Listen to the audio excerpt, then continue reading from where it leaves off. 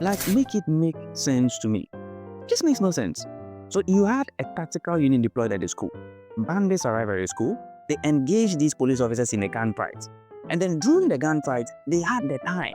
They had all the time in the world to scale the school wall, gain access to the girls' dormitory, and then kidnap 25 girls.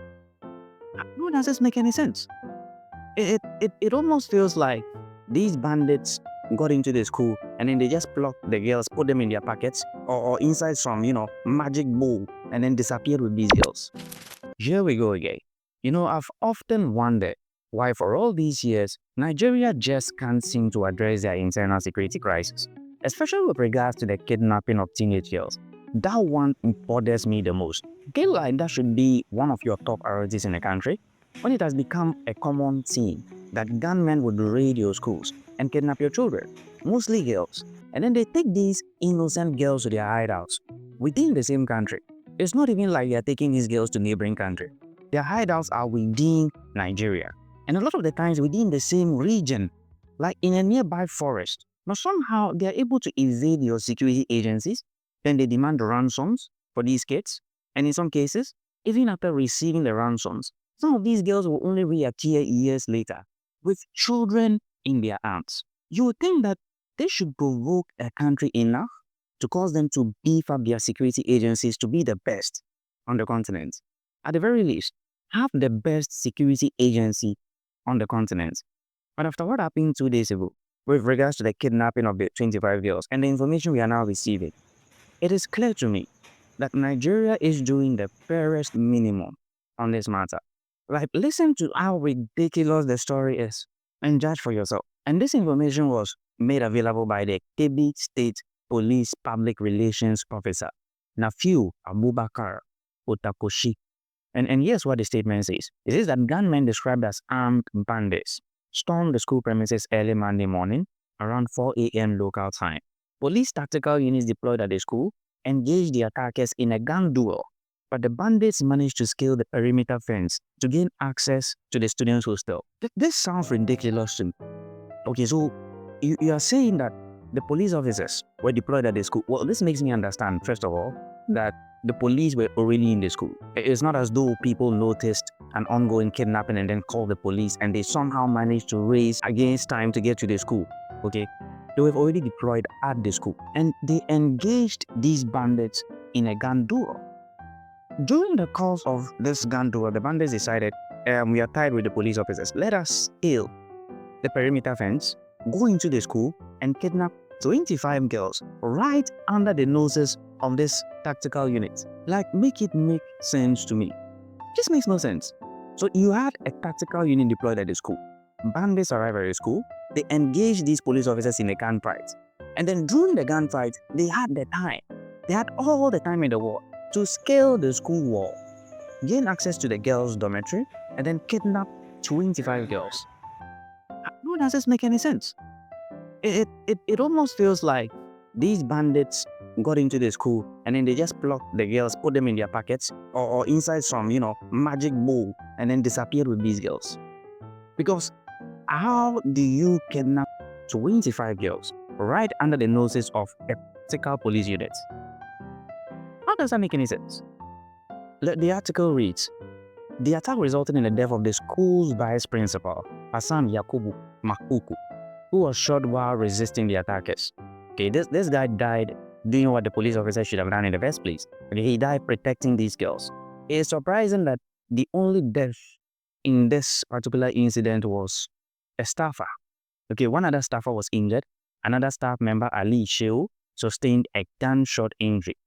And the attackers forcibly took 25 female students from their hostel and fled into a nearby bushland. No, like, make it make sense. Where were the police at this stage?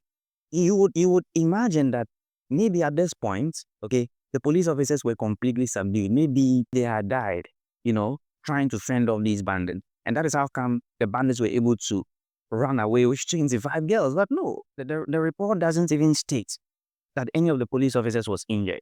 And so they are all fine, presumably, because the only casualty that was registered was the vice principal. Okay, so at this stage, I want to know where the police officers were. Did they give up? Did they run away? Did they hide?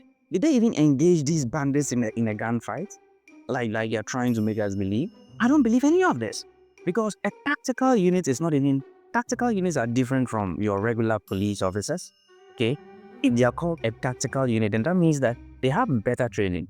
Okay? They have better training than your regular police officers. They have better equipment. That is why they are called a tactical unit. And so they are trained for incidents like this, to be able to address incidents like this particular one. And yet somehow, when these bandits were escaping with these 25 girls, look, if it was 1 or 2 girls, I would try to believe the story. Okay? We would imagine that maybe the bandit, one of them are, the girls, and then run away, and the police took chase, but they weren't able to catch up with the bandits. It would kind of make sense. Number 20, like 1, 2, 3, 24. How do you escape with 25 girls right under the noses of police officers, and they don't even know where you are? Like they couldn't even tell these bandits to find out where their hideout was. They disappear, and the police officers have no idea. Right now, they've staged a manhunt for these bandits, meaning they don't know where the bandits went. And you actually want us to believe that these tactical police officers did their jobs right? I am not buying the story. Okay. My best bet is that they either hid, or these are, those regular, they just pick people from the streets, protocol police officers, people who are actually not cut out for the job, that are being given the job. In a country that you continuously face issues like this, why don't you work on your security agencies? Why aren't you investing in your security agencies? Why aren't you recruiting the right people for the right job? If you have anyone at all working as a police officer, and then when incidents like this arise, when the occasion arises for them to actually be police officers, then they disappear. And then they come up with this super story for us to believe. So now there's a manhunt for these bandits, and the community members have actually joined in. 2 of the girls managed to escape. So there are just 23 girls remaining. Did I say just? 23 remaining. And hopefully they're able to find these girls soon. And hopefully, this should at least provoke Nigerians to demand better policing in their country. Like, you cannot settle for this. This isn't what it means to be a police officer. These guys aren't police officers. If they had said watchmen, I would have bought the story. Security officers with sticks, just standing at the gates, preventing students from, going to town and those kind of things. But a tactical unit, this is what you have for a tactical unit in a country that is known to have repeated cases of school kidnappings. This is what you have.